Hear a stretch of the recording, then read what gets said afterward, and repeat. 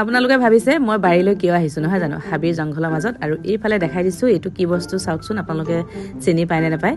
খাই কিন্তু বহুত ভাল লাগে আৰু সদায় খাম খাম বুলি ভাবি থাকোঁ, বাৰবিলাক নিমিলে। যিহেতু তিতা বস্তু হয়, প্ৰত্যেকবাৰে খাব নালাগে হেনো তিতা, মানুহে কয় আৰু এয়া এতিয়া ছিঙি লওঁ মই।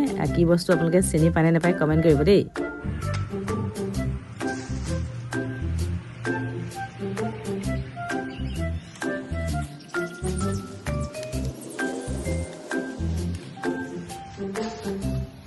এয়া দেখিছেনে কিমানখিনি পালোঁ। এইখিনি এতিয়া আমি বইল কৰি খাম, মানে আলু এটা দি বইল কৰিম আৰু পিটিকা কৰি খাম, বহুত বেছি ভাল লাগে।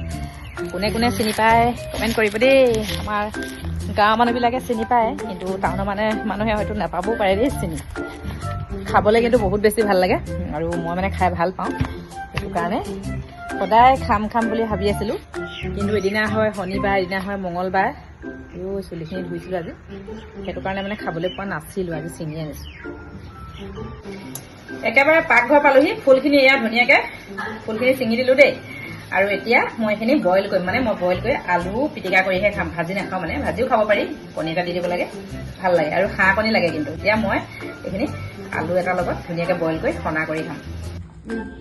এতিয়া আকৌ ভাত বা এয়া তিতা ফুল, জলকীয়া, আলু, নহৰু দি মানে বিন্দাছ পিটিকা বনাইছোঁ দেই, তিতা ফুলৰ পিটিকা। এতিয়া মানে মই অলপ আগতে ছিঙি আনিছিলোঁ, ছিঙি অনা বইল কৰি এতিয়া এয়া হৈ গ'ল ৰেডি। ভাত উজুতে হেৰি কৰিছ, কাঁহী বাতি ধোৱা এলাহ যে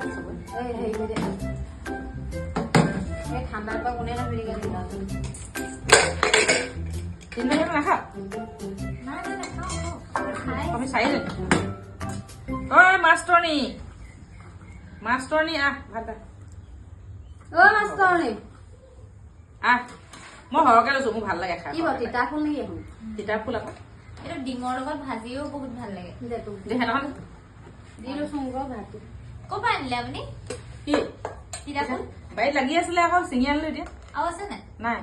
আকৌ হলে খাবলৈ পাবি, আকৌ হলে খুৱাম দেই। এতিয়া আমালৈ হলহে, পাবলে বহুত টান। দেচোন কেলে বনি দিলো কৈছিলো নাই মই অকলে খোৱা মানুহ যে